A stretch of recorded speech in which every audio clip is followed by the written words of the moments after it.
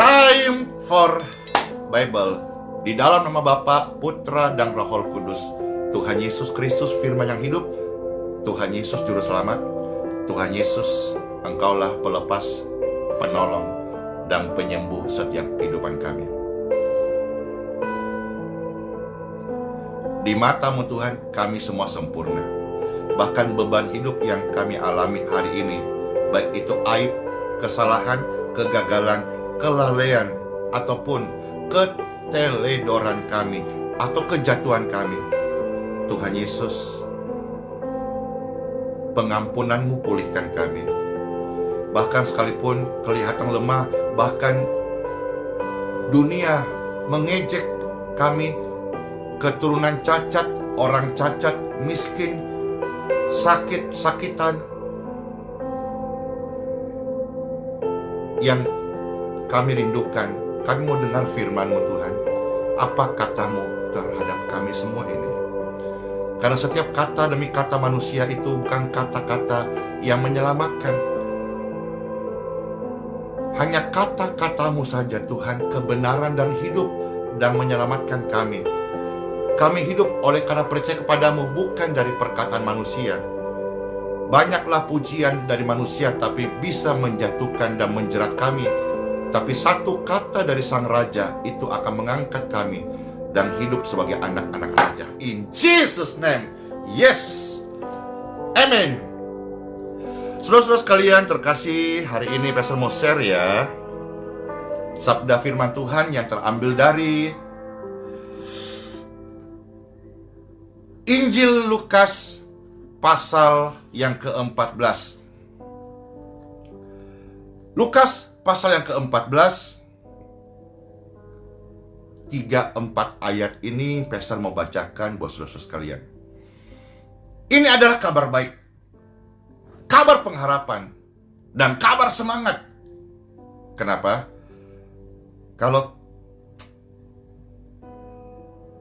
mungkin anakmu lahir cacat,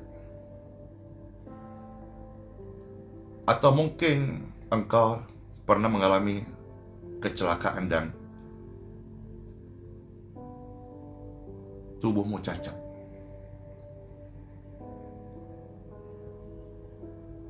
Engkau merasa hidupmu sudah berakhir. Ketika engkau seorang ibu melahirkan anak dan medis berkata dia cacat permanen, mungkin engkau sudah membayangkan hal-hal yang buruk tahun demi tahun kau lewati. Semangatmu mulai pudar, gairah hidupmu sudah mulai mati.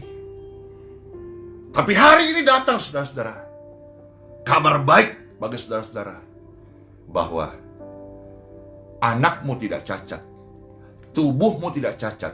Di mata Tuhan engkau sempurna. Bahkan secara khusus hari ini engkau akan diundang dalam perjamuan Tuhan.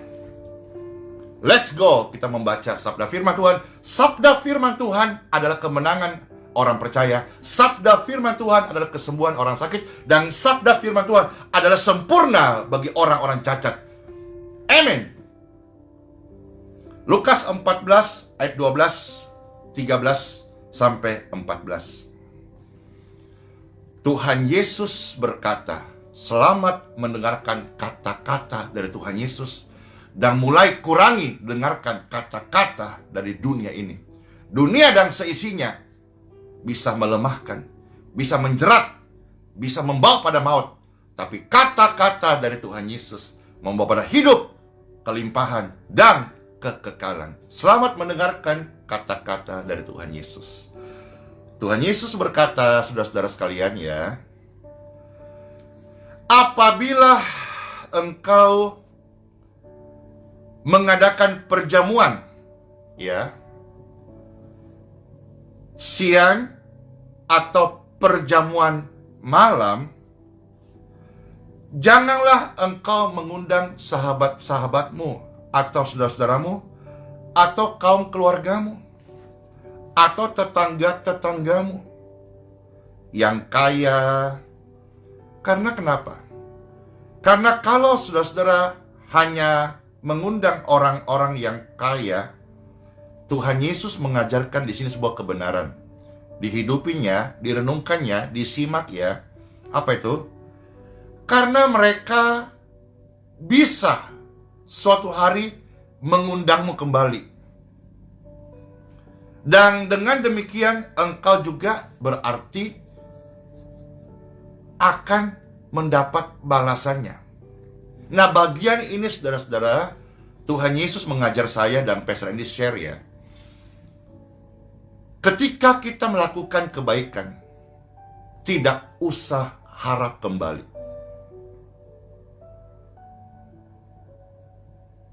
Bahkan jangan harap kembali lebih, emangnya rentenir.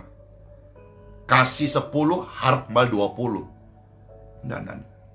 Tuhan Yesus mengajar saya dan Pastor share ya. Ketika kita melakukan kebaikan, nothing tulus aja dah. Lakukanlah kebaikan. Jangan jemu berbuat baik. Orang percaya diperlengkapi dengan perbuatan baik. Lakukan kebaikan, tidak perlu harap kembali. Tuhan itu melihat, mata Tuhan melihat apa yang kau lakukan. Lakukan saja kebaikan, tidak perlu harap kembali. Kalau saudara-saudara masih harap kembali, saat tidak kembali kebaikan itu kan ladang kecewa. Berapa banyak orang-orang hari ini kecewa karena dia berkata, gue udah baikin dia, tapi balasnya air tuba tuh. Emangnya pejangga, syair, penyair. Berbuat baik saja tidak perlu harap kembali. Keren kan?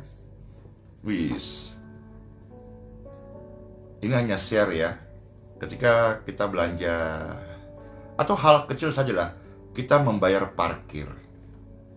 Ya, membayar parkir itu saudara-saudara, apa ya? Tidak usah harap kembali. Jadi misalnya parkirnya 3.000, kasih 5.000, tidak usah harap kembali. 2.000-nya itu nilainya kecil, tapi itu bisa membuat orang lain memuji Tuhan. Wow. Dan ini yang Pastor share adalah kehidupan saya. Kehidupan yang berbuah, kehidupan firman yang nyata, yang real.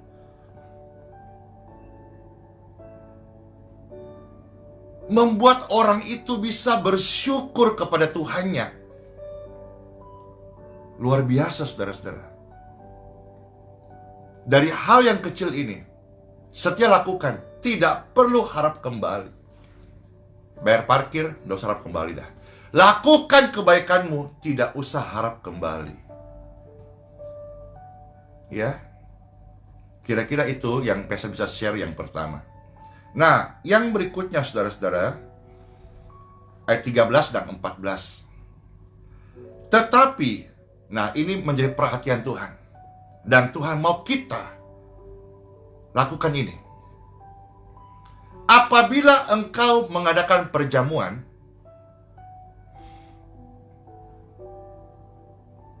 bahkan Tuhan sendiri membuat perjamuan.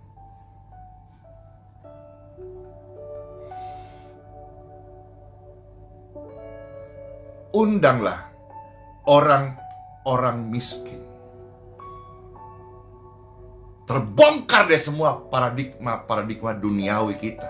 Sekalipun kita orang Kristen, banyak kita hanya mengagungkan orang yang berada. Saya meneladani Tuhan Yesus.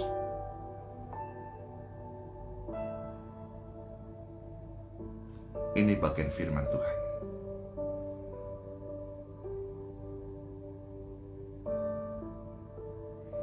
Ketika engkau membuat acara, bahkan Tuhan Yesus buat perjamuan, Tuhan Yesus berkata apa?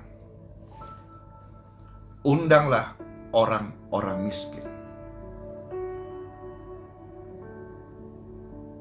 Orang miskin itu adalah ladang kebaikan. Orang miskin itu adalah tempat kita menyalurkan kasih Tuhan. Orang miskin adalah saudara-saudara kita. Mereka membutuhkan uluran tangan untuk memberkati hidup mereka. Orang miskin bukan untuk direndahkan, bukan untuk diejek, bukan untuk dihina. Bahkan Tuhan Yesus memberi sebuah penghargaan dalam sebuah pesta perjamuan. Tuhan Yesus berkata, undanglah orang-orang miskin.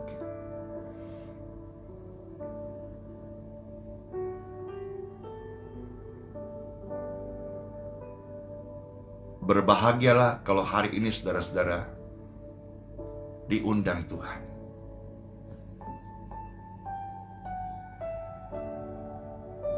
Mungkin secara ekonomi Bapak Ibu berkelimpahan, amin.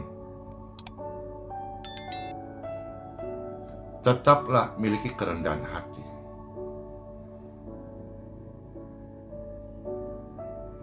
Kalau saudara-saudara menyaksikan ini, saya yakin deh dari sekian banyak, pasti banyak saudara-saudara yang juga secara finansial berkelimpahan, amin. Rendahkan terus hati kita, karena Tuhan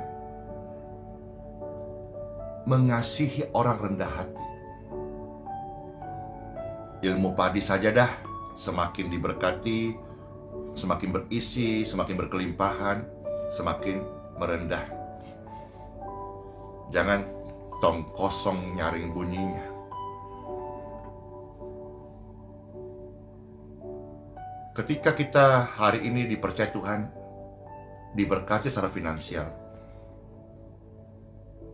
berikan hatimu kepada Tuhan, maka Tuhan akan mengisi hatimu. Perhatikan baik-baik ini. Saya udah alami, dan Bapak Ibu juga sebagian udah alami, tapi yang baru dengar ini. Ketika engkau dipercaya Tuhan berkelimpahan finansial, berikan hatimu kepada Tuhan, dan Tuhan akan mengarahkan langkahmu, perhatianmu, kasihnya kepadamu. Perhatikan orang-orang miskin.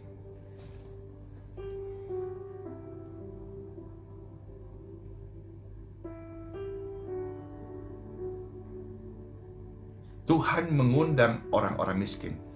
Maaf ya Bapak Ibu, kalau saudara-saudara menyaksikan ini dan barangkali engkau sedang miskin secara finansial, jangan putus asa saudaraku.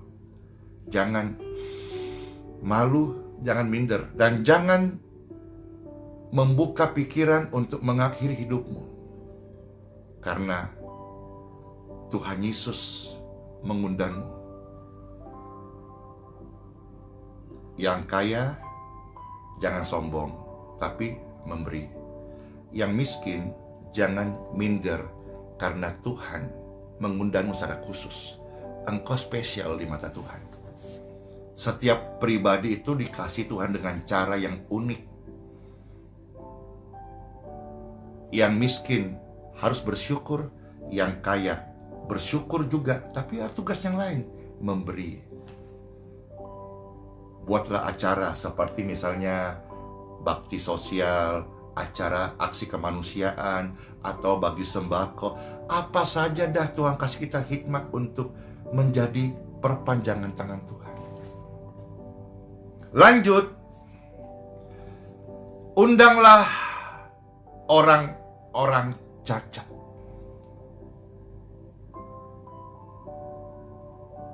Langsung menangiskan Bapak Ibu yang sedang menyaksikan ini. Apalagi engkau yang selama bertahun-tahun merasa cacat, divonis cacat, langsung menangiskan sekarang. Ini tandanya kasih Tuhan sedang menjamah engkau, dan kegelapan itu sedang diusir dari pikiran Anda. Anakmu tidak cacat, tubuhmu tidak cacat, engkau sempurna. Di mata Tuhan engkau sempurna. Bahkan kalau Tuhan menulis nama, namamu itu akan ditulis dengan tinta emas. Sebagai tanda Tuhan kasih sign, engkau spesial. Setelah khotbah ini saudara-saudara, lembar hidupmu akan baru. Yang tertulis semangat. Yang tertulis di lembar yang baru itu sempurna. Yang tertulis di lembar yang baru setelah hari ini, you are special.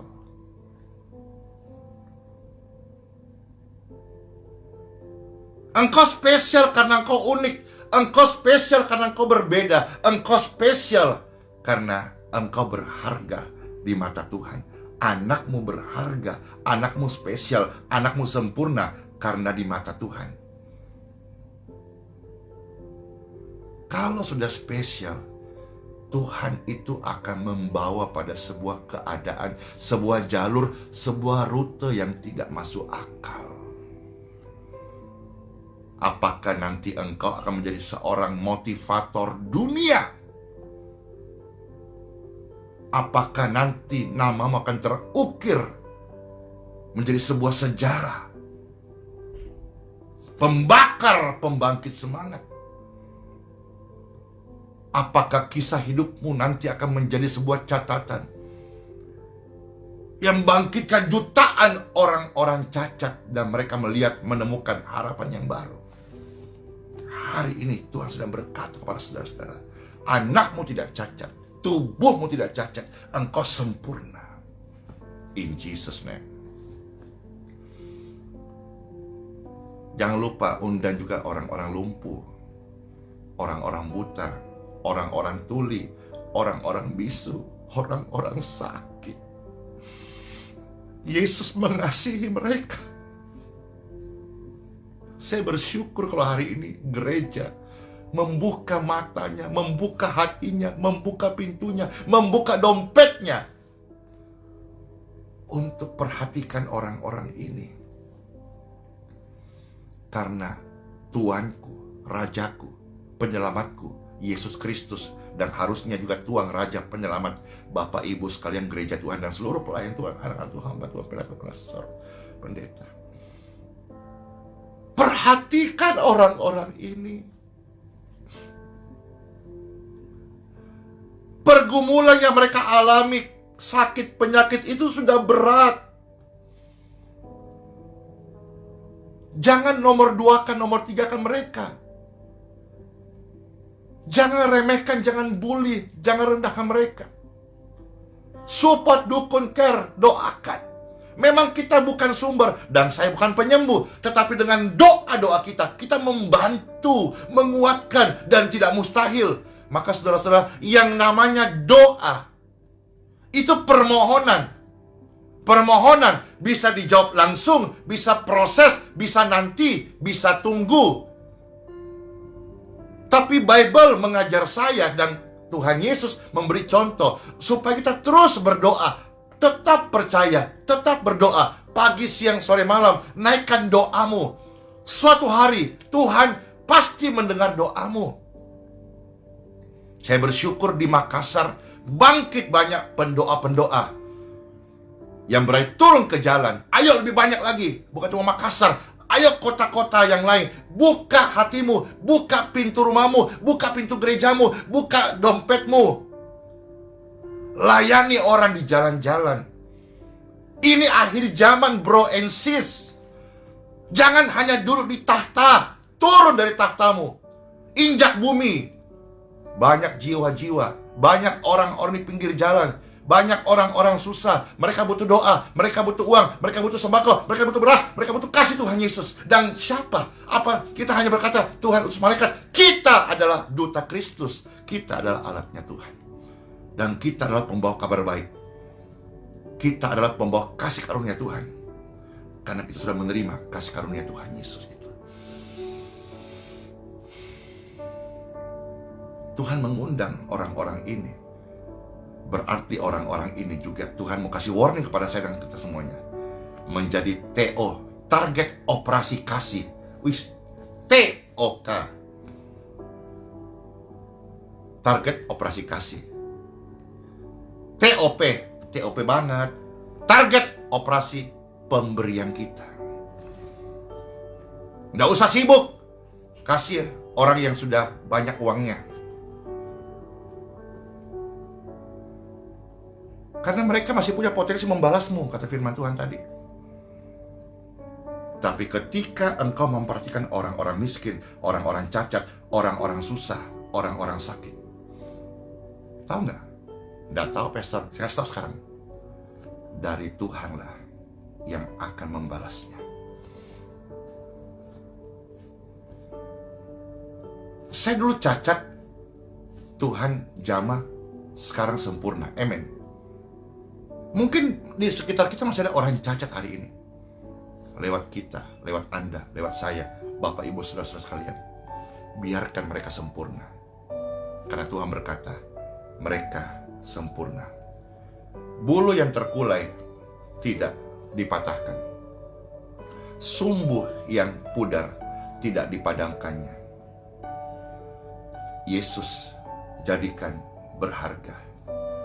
Jangan kita melihat orang dari penampilannya, tapi lihat rohnya, itu adalah milik Kristus.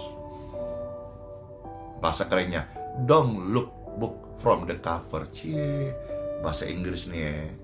Nobody perfect in the world. Cie, sejak kapan Pastor Andy berbahasa Inggris? Ya, belajar. Coba-coba, toh kita kan manusia, namanya mau belajar. Tidak ada yang sempurna, nggak ada yang hebat, nggak ada yang paling jago. Ya, kita mau belajar, saudara-saudara sekalian. Ya, undanglah mereka. Ayat 14. Dan engkau akan berbahagia, karena mereka tidak punya apa-apa untuk membalasnya kepadamu. Tulus, ketulusan. Hidup ini perlu ketulusan.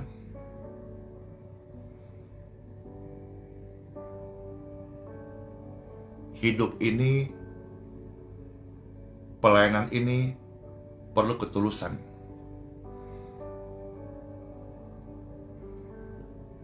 Pastor mau share ya, dalam saya melayani Tuhan sampai hari ini, bukan hal yang mudah dan bukan hal yang murah.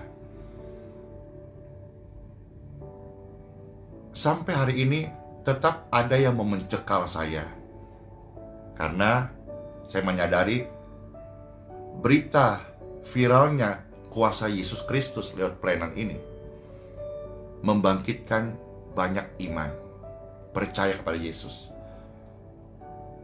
Dan pastilah di alam roh ada yang terusik. Dan sampai menit ini ada saja yang mau mencekal. Saya menyadari betul, pasti itu ada. Bagaimana sikap saya? Saya selalu akan bersikap, ketika ada orang mau mencekal pekerjaan Tuhan dalam hidup saya, silahkan saja. Karena kenapa? Tidak ada yang perlu saya bela atau saya pertahankan.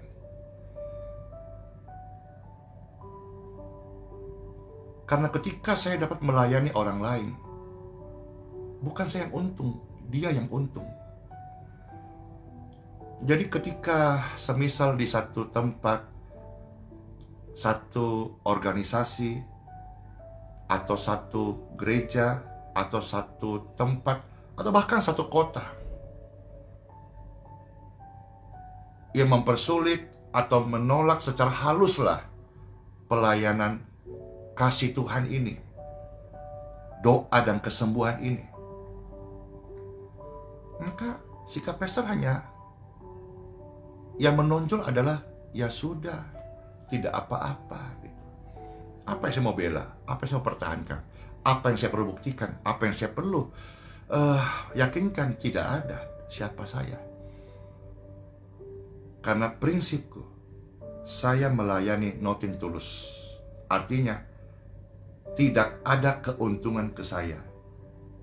Keuntungannya kepada orang yang saya layani. Kalau mereka tidak mengizinkan, tidak boleh, tidak mau, Bible berkata lebih tegas lagi, kebaskan debumu, tinggalkan kota itu. Petra berdoa, kota-kota terbuka untuk pelayanan doa kesembuhan in Jesus name. Tapi Petra menyadari bahwa pasti ada kota-kota yang akhirnya akan memprotek. Tapi saya juga share kepada semua rekan-rekan pelayanan, kita melayani itu tulus-tulus aja. Ketika mengalami tantangan, tidak perlu kita ngotot, ngebet, bela diri, atau coba meyakinkan, atau apakah namanya, nggak usah. Karena pelayanan itu dari hati yang tulus,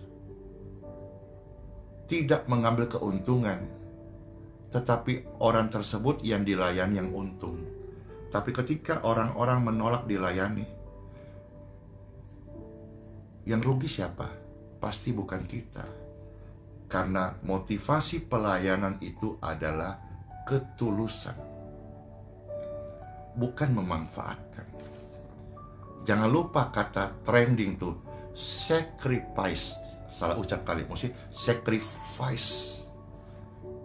Namanya pengorbanan itu juga persembahan. Yang namanya dipersembahkan itu sakit, Bapak Ibu. Sakit banget. Tapi itu bagian proses namanya perjalanan pelayanan. Sakit itu baik supaya kita bisa belajar arti hidup. Kenyamanan itu seringkali bisa menjerumuskan kita kepada hal yang salah. Kalau hari ini saudara ada pergumulan, mungkin orang-orang menjelekkan Anda, menghinamu, cacat, belas. Pujian ini saudara-saudara, Petra bawa buat saudara sekalian ya, biarlah Tuhan disenangkan terus. Tetap hatiku bersyukur pada Tuhan Yesus. Ku bersyukur selalu dalam kelemahanku. Ada rencana yang indah Kau berikan bagiku.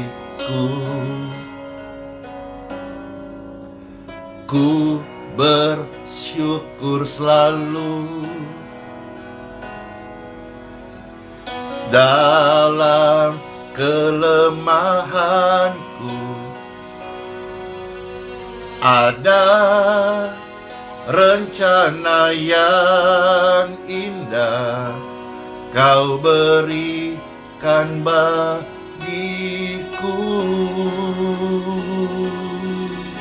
Terima kasih Tuhan Yesus. Saat keadaanku tak sejalan denganku, amin, tetap hatiku bersyukur. Kau Tuhan yang terbaik. Saat sekelilingku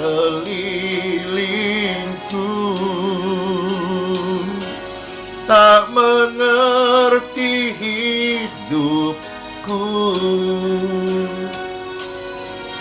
tetap hatiku bersyukur. Kau Tuhan yang terbaik. Anakmu tidak cacat, tubuhmu tidak cacat selama-lamanya. Tuhan mengundangmu hari ini, masuk dalam rencananya, masuk dalam perjamuannya. Aku bersyukur ya Tuhan, saat keadaanku tak mengerti hidupku, tetap hatiku bersyukur. Kau Tuhan yang mengerti. Saat sekelilingku menghina, merendahkan, mengejek, membuli kami, mengata-ngatai, aku mau berkata hari ini, tetap hatiku bersyukur. Dia Tuhan yang terbaik. Tetap hatiku bersyukur. Tetap hatiku bersyukur. Tetap kita harus bersyukur. Amin. Tuhan Yesus yang sempurna, Dia menyempurnakan Anda semuanya. Selamat masuk hari yang baru. Semangat, sehat-sehat ya. Panjang umur, bless you, dadah.